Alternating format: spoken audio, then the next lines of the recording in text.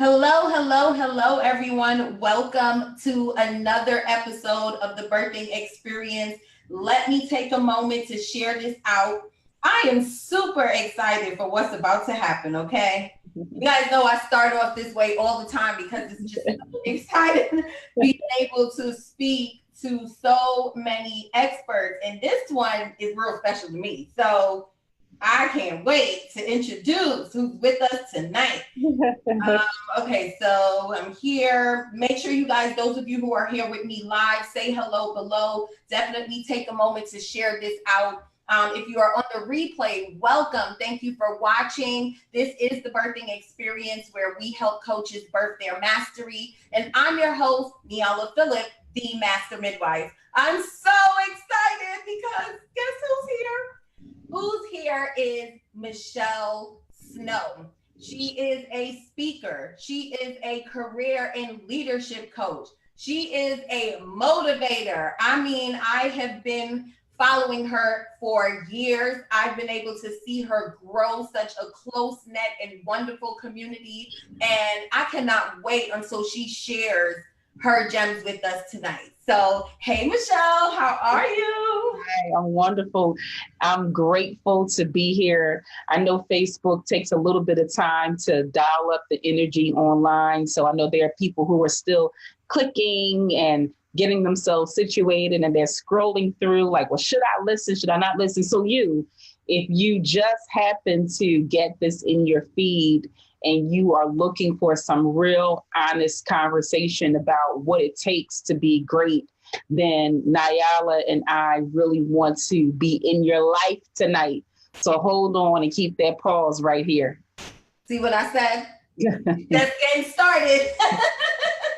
All right. So again, if you guys are here with us live, definitely say hello below. Tell us where you're tuning in from. Okay. So Michelle, let's jump right in, right? Tell everybody, who is Michelle Snow? I always try to answer this question without all of the pretty sounds, right? Without all of the rehearsed sound bites. I'm a girl who grew up right in the heart of the urban community. For those of you who know about Philadelphia, I was born and raised in North Philadelphia, baby. And in 2013, I was just angry enough, pissed enough, sad enough, frustrated enough, and crazy enough to do this thing called entrepreneurship. Because if you are not some of those things, or at least two out of those things, you might want to think twice before you do this thing called self-employment. And I'm one who is extraordinarily passionate to see others win.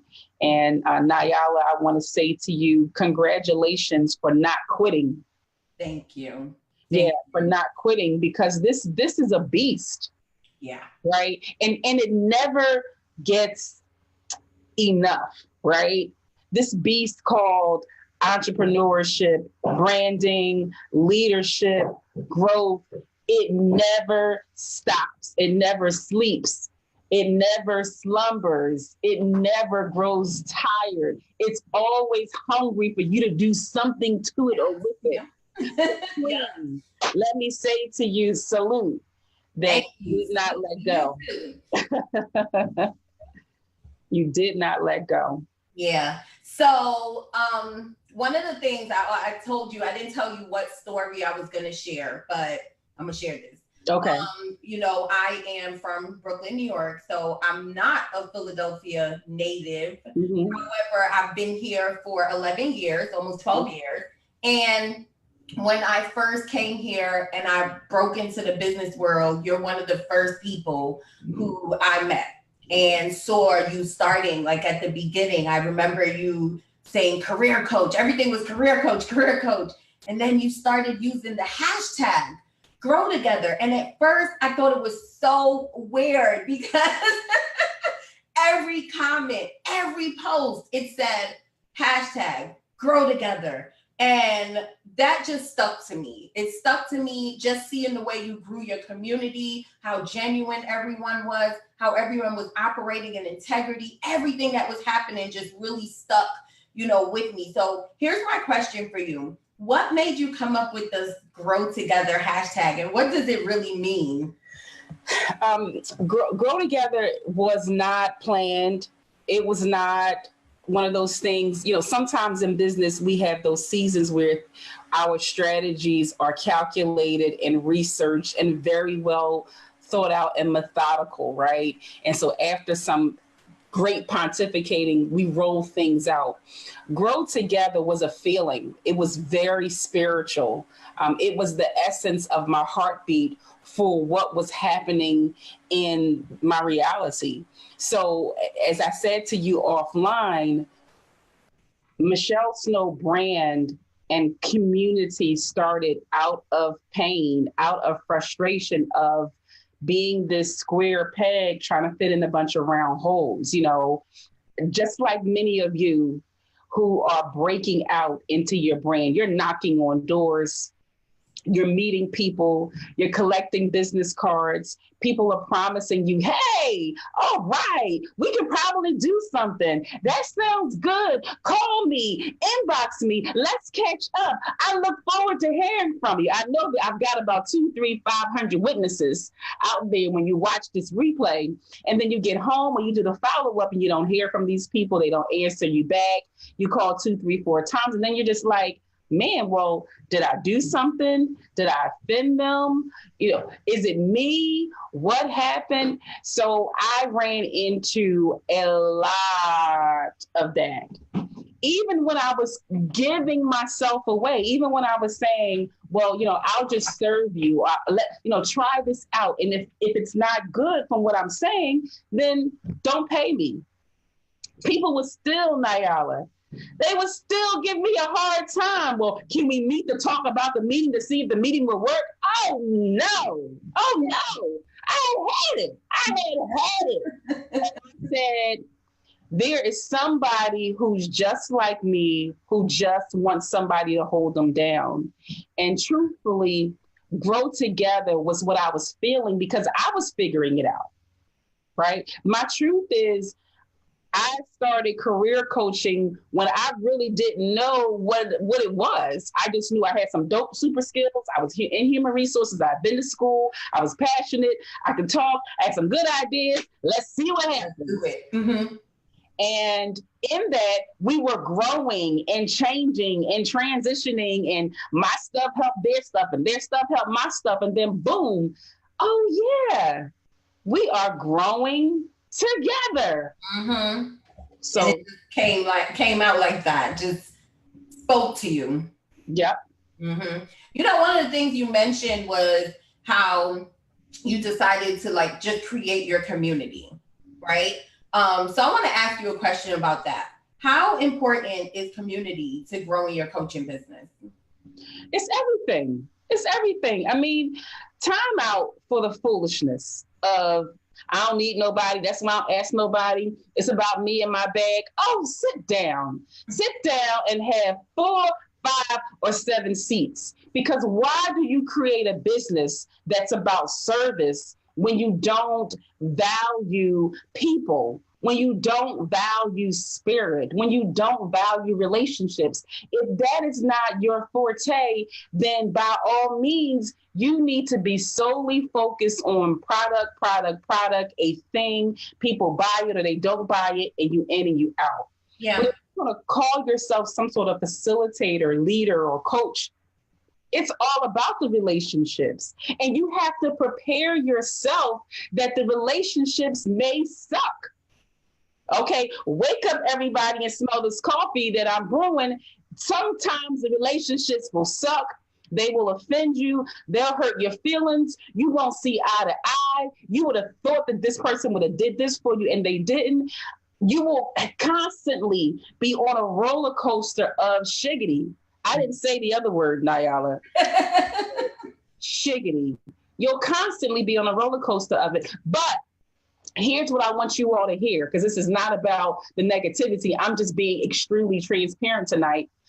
Maybe because it's after 8 o'clock, this is what I do. The flip side is that if you stay focused, integral, moral, ethical, wise, and dope at what you do, while you will still experience shiggity, you will experience so much more greatness to compensate for where it stinks. Does that answer your question? Oh, that answered it, plus some.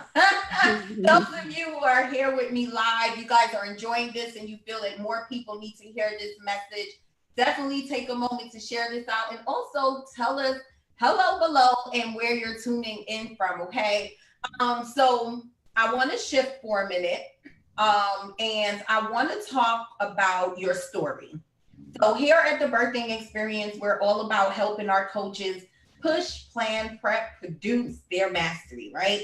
And we use push first because in the beginning, it's about breaking barriers, stepping out on those stairs and pushing through. So I always like to ask my guests to share their greatest push story on their journey.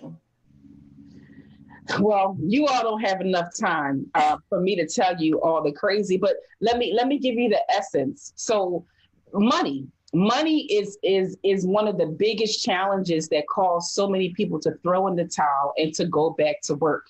And so when you go into the business like I did, many of people will go into business on a wing, a prayer, and a hope, and a bag of M&Ms and $5, right? And that is kind of how the Michelle Snow story started. I was displaced from my job. I no longer wanted to be obligated to anybody else for 40 hours or more of my week. I was tired of helping someone else facilitate their dreams and goals. And I was willing to trade in security, right? Catch that. That's what some of you need to be able to understand the seriousness of this transition. After careful thought, consideration, and weighing the options and being prayerful and considerate of it, I decided to trade in my security, trade in my benefits, trade in knowing that every 2 weeks there would be a check, trade in the possibility of getting a raise in 6 months of a year for a dream. Right? And so that is where a lot of people really fall off the cliff, Nyala. So let me drive this point home. Do you remember when everyone was talking about jump, the Steve Harvey movement? Yeah. Jump, yeah. Right? Now, Steve gave people some really incredible advice. He says that, sometimes you just got to jump and deal with the parachute. You may get a little scratched or broken, but sometimes you got to just take that leap. That was beautiful advice. But there were too many foolish, immature people out here who were like, well, Steve Harvey said jump. And I went back to work the next day and told my boss that I had a dream and I quit.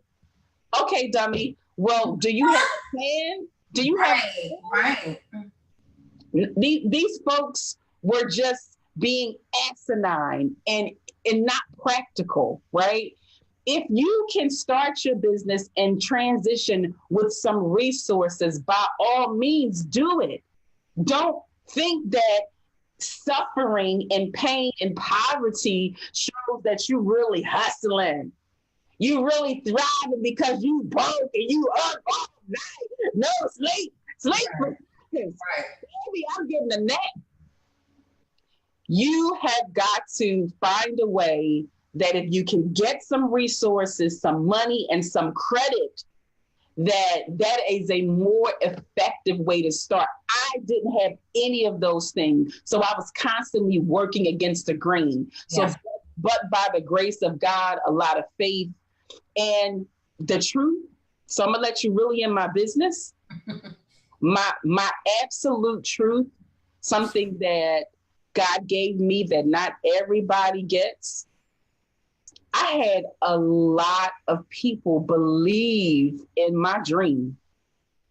A lot of people didn't see it physically, but they saw it through my eyes and they would come in and help me.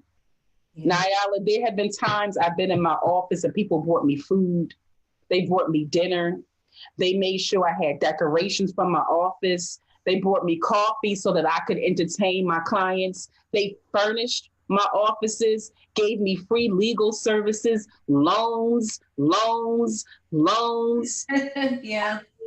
I have to say truthfully that I had an uncountable amount of angels so that I didn't quit. And some of you are like, man, I'm by myself. That is not my experience, but I'm gonna give you this medicine and I'm gonna let you ask me the next question. Mm-hmm. How did I attract all those angels? Why did so many people feel compelled to serve me and help lift me up?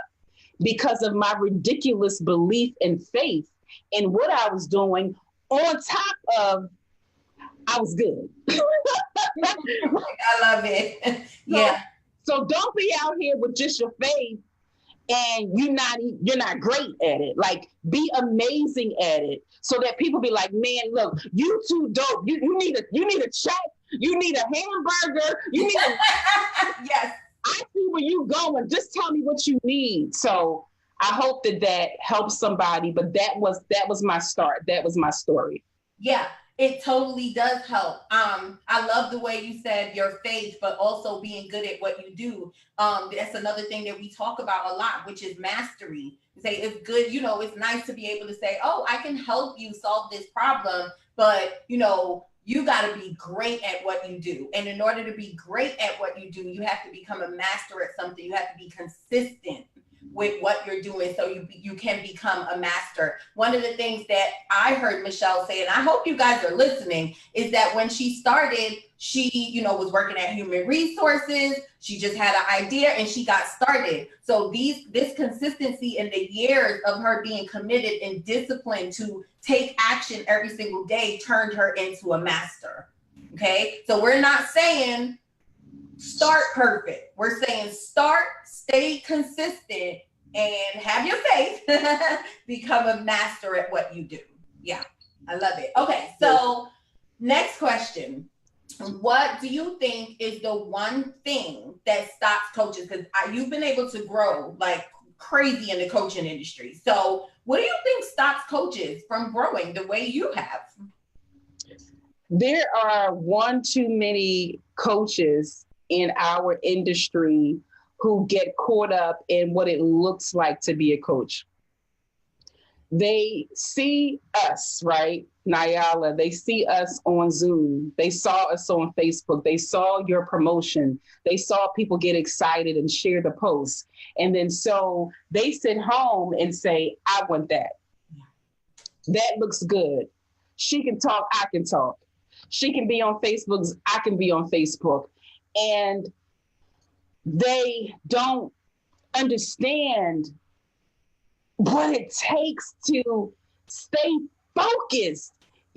We are paradigm shift interventionists. Is that a word? I'm making up a word. We intervene, and we are intervention for people who may be about to give it up or lose it all. This is not a joke. And so people get their pumps and their lipstick or their soup and their nice little microphone and their little special kit and their cute tagline and they put up their Instagram and they say, I'm going on faith, I'm a coach. But you don't understand that you are posturing yourself to either derail someone or take them to another level. This is spiritual. Mm-hmm. I don't care what you say, what you think, that you're trying to be mainstream, that you cuss, you using the S-bomb, the F-bomb, you're just trying to be real raw, whatever. This is spiritual. You are speaking to the heart and the spirit of these people. And so what happens is you come in with you as in those who just see this glamour.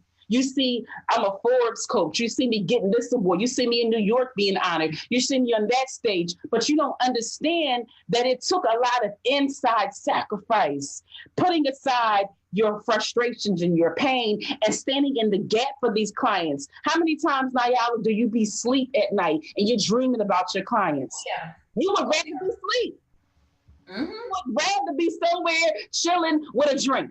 But The Spirit of God has you thinking about them, dreaming about them. He'll give you vision for it. He'll call you when you're driving to pull over and write a note for these people. And they have to have a heartbeat. And when you talk to them, you've got to always be flushing out your biases.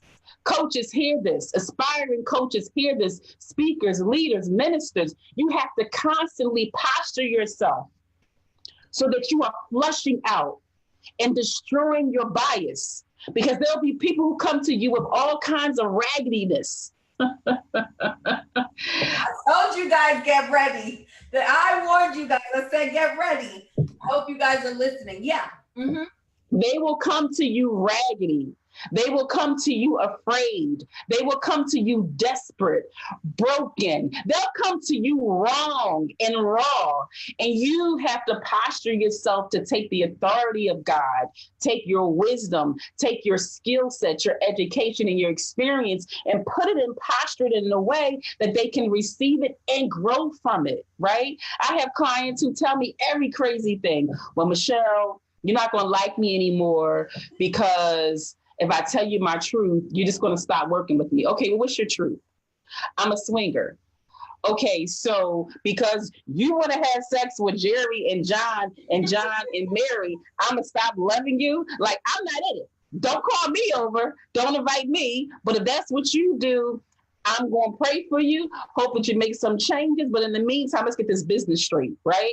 I have to put aside my personal Christian and spiritual beliefs, pray for them, give them love, and see them through what they're going through. You know, I get one sister, she was gay. So she was afraid to invite me over to her home with her wife and her daughter. Listen, you know me, you know what I stand for, but I ain't sleeping with you. We having dinner.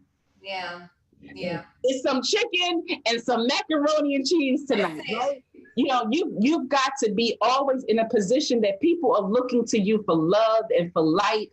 So you don't lose yourself, but you got to always put aside your personal bias. I hope I'm answering your question or giving. You are, and you're touching on things that I didn't even think would come up. But as you're speaking, it's like, I've been there. I've experienced that. I remember a couple of years ago, I was running one of my coaching programs, and I had a beautiful lady, shout out to Catherine LaBelle, who is a medium. So she does like readings and energy and stuff like that. So I'm a Christian all the way. Everybody know that, okay?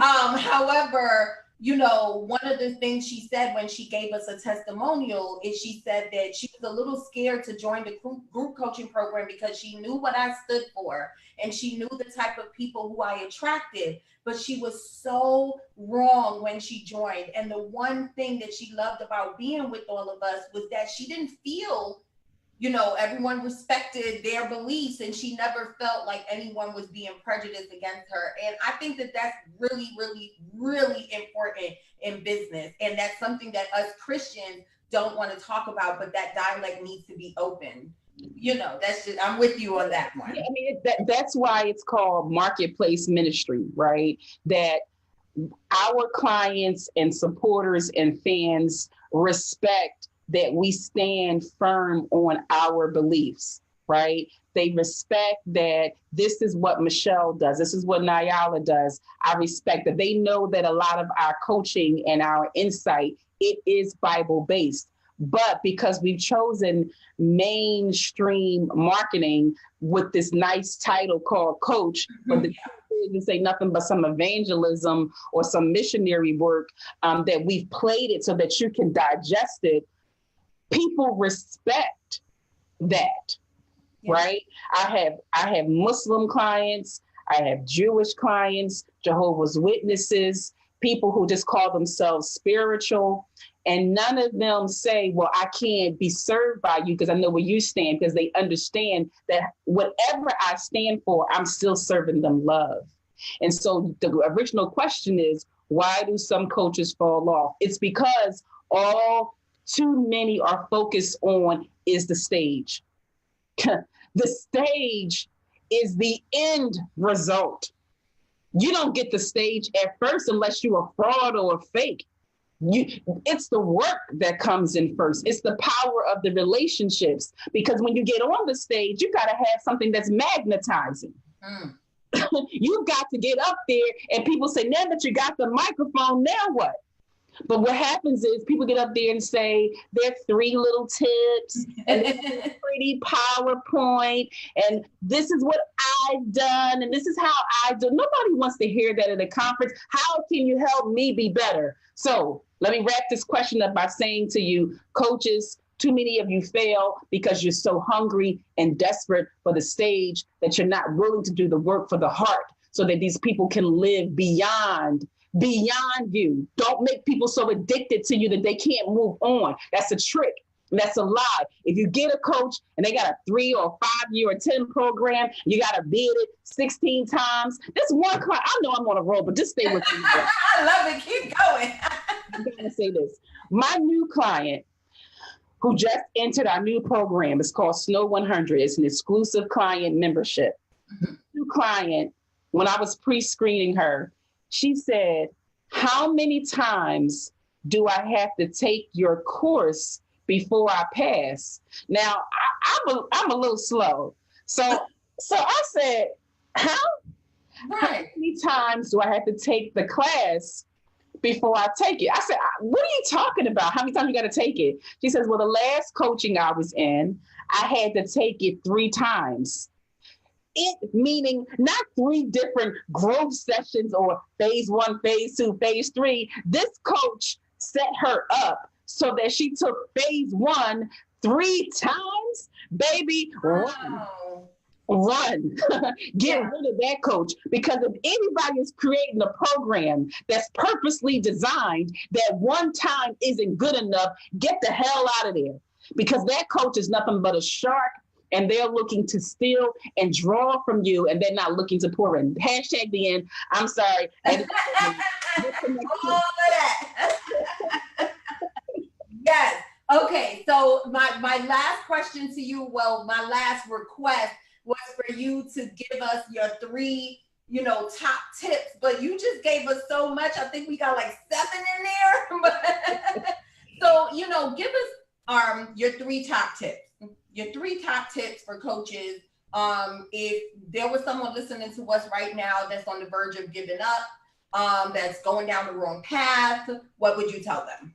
Okay, so I'm going to just be a little crazy and raw and not be buttoned up here, because you're going to get that from somebody else. Let me tell you what's from my new series. It's called Best Advice No One Gave Me. And so one of the tips that best advice no one gave me is, let's talk about your love life. Let's talk about your sexual life. Let's talk about your intimacy. So to coaches, what's a top tip? You have to really be mindful of where you stand from your love life, because this is a business. This is a business / ministry. Some people like to call it business street, where you are designed and purposed and put in position to always do this, pour out. Mm-hmm. You're always in position to pour out at any given time, at any given place, with any person, anytime. This is not, Nyala's on Zoom at 8:00 on Thursdays. You are a coach every time you hit the airwaves. You are a coach sometimes in your corner when no one's there, when the Spirit of God is speaking to you. Love life. Love life is important, because when you are constantly pouring yourself out, emptying yourself of your knowledge, your wisdom, and your essence and your strength, there is an emptiness that you will experience immediately after. You may have had the greatest high ever. The crowd went crazy. You sold 10,000 books. They all loved you.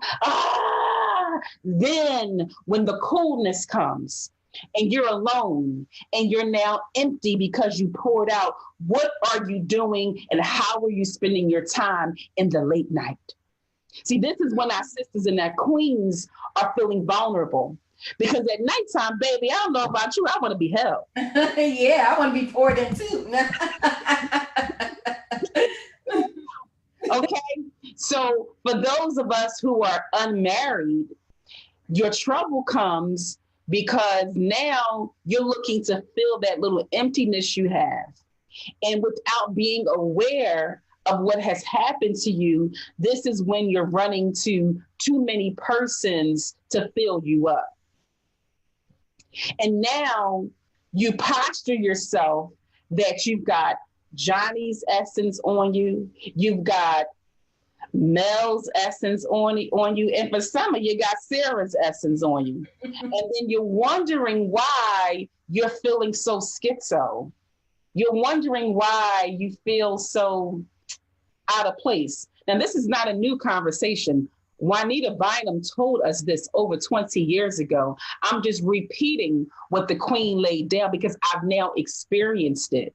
So for those of you who are married, it's going to be really important that you allow yourself to focus on your spouse, that you run to your spouse for that need. You know, don't let yourself get caught up in sneaky pictures. Run from that. Your eyes and your ears, gateways to your soul. Don't let yourself be distracted. And I'm going to just get a little bit more crazy on you. You are not ready for what I'm about to say now, y'all. I'm telling you right now. Myself. Okay. Put on your seatbelt right this second, okay? Masturbation. You need to also be very careful for what you're inflicting on yourself at night. Like these conversations, I promise you, no one's going to have with you, but you're sitting there taking care of yourself, still feeling empty, and then you want to come back and pour on somebody else. This is some real stuff you talking about here, though. Yeah, y'all wasn't ready for that conversation. You done had all your freaky sneaky, the movies, the videos, the pics, you online scrolling, looking to see who you can talk to, you're messaging all kinds of crazy, and then you want to have sessions where you're motivating and empowering people, but you stink, you're filthy, you're unrepentant, so you want to check your spiritual life and how you're spending time with your intimacy, because your energy and your mindset, your thoughts, they're contagious, and you will attract what you are. Yeah. So that's 8:32. If you want more, I'll lay it on you. But no, we're right on time. But you just really said something there and really opened up something there. And like what you mentioned about you attracting what you are, this is a conversation that I had very recently. And what I learned very recently, that a lot of people, they don't have business problems. What they really have is personal problems that show up in their business. So I love that you brought up this whole intimacy, this whole, how are you taking care of yourself? What are you feeding yourself? Oh my gosh. Hey, Demetia. So Demetia said, oh, wow, she spoke a word. So see, you're really touching on some things here tonight. So, all right, give us one more. Give us one more tip and then we're good. One more tip. Here's something that I will say that I am learning to adjust to. Sometimes when you grow and you stick with a thing, because you've been doing it and doing it and doing it, you don't even see the magnitude for how you've grown, because you just been in this race doing this thing. And everybody around you be like, oh my God, Nyala, you getting it, you winning, girl. And you just getting the work done. You're like, Thursday night and go live, I'm on a plane. You're just in it. But the world is seeing, oh my gosh, look at her. And you'll begin to attract in the leeches. There will be people who ignored you, who threw you away, who lied on you, who mistreated you, who just weren't there. But as soon as they start to see the sparkle in your brand, when they start to see some of the luxury, I wonder, Nyala, when you went on Facebook a few months ago and you talked about your new high-level client and you were on first class and this, that, and the other, I bet you when you checked your inbox, looked at those comments, you were like, oh my goodness, you looking. That happened to you? Yeah, I wondered. So the first thing I thought to myself was, this is what they liked. What happened all the other times? Where were they? People are attracted to sparkle. And that's why we get into so much trouble. Yeah. Ladies and gentlemen, my sisters and my brothers, sparkle is beautiful. God gave us color and shine to give us excitement in our lives, but you've got to look beyond sparkle. This is why so many people are tripped up. So tripped up because they see these brands and I'm the $1 million maker girl. I'm the brilliant, paid, and pink and gorgeous tour. I'm the get money now, forever save your life, never be broke again coach. And so sucked in to the foolishness. You just got to be careful because you'll begin to get people who just want to suck on you, pull on you, eat off of you, prostitute you, get from you what they need with no regard for the fact that they just threw you away. They just ignored you, but they see your sparkle, they see your possibilities, and they come creeping right back on your brand. I'm gonna be honest with you, Nyala, I still get pissed about that. I just cussed last night with my assistant and said, I'm sick of these folks coming back now. Where have you been? But God said to me, it's going to only get bigger and more intense. Yeah. It comes with the territory. Right? Yes. I wish I could have learned that the first 3 years. I'm getting that now. So, ladies and gentlemen, it will come, but it's all a part of the process that the leeches will come. You just got to learn how to protect yourself and cover yourself so that you don't allow it to make you crazy. You know, I got to say one more thing and I'm going to stop. This is why you find celebrities. I remember one time Oprah Winfrey and Nicki Minaj, we had heard that they had fired their whole staff. They just let everybody go. And so from the world, Steve Harvey, same thing. He had fired a lot of staff. From the world, it's like, oh, they tripping. They trying to get big now. Now they're getting rid of people. But what happens is when you get to a certain level and you look around your camp and you see everybody just trying to pull from you and take from you, sometimes you just get so sick of it that you're like, I'm just cleaning out. I'm getting rid of all of you. And I want to warn you all that if you can begin to weed out the trash as you go, you won't have to worry about blowing your whole camp up when you get big. She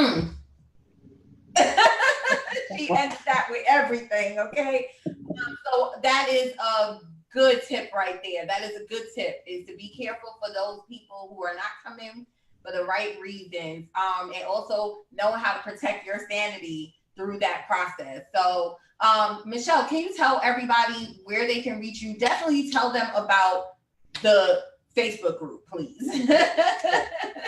Well, thank you for letting me pour my crazy on you and my experience. I hope that you all receive what I said with love, and that you are encouraged and you are exposed for yourself, that you are now looking at yourself in a way that you can really grow, because you have to let yourself be vulnerable so that you can be truthful about your flaws to improve them. So you can find me at growwithsnow.com. And we've just launched our brand new exclusive client membership. It's called Snow 100. And in our exclusive group, we will teach you how to be a speaker, how to do live events. We'll give you contract leads. We'll promote you and market you. You'll get a free directory. There's a lot of good stuff that we are preparing to launch in June. So if you go to growwithsnow.com, you'll be able to get access to all of me. I'll make sure that I put that below. So thank you so much for accepting the invitation. Thank you so much for pouring into us, bringing exactly what I knew you would bring. Thank you. Thank you so much, guys who are listening to us live. Thank you for joining. Those who are on the replay, please put hashtag replay below so I can come back and say thank you for joining. And those who are listening to us on our podcast station, thank you so much for listening. Be sure to share this out and join us next week, 8 p.m. Eastern Standard Time. This has been The Birthing Experience.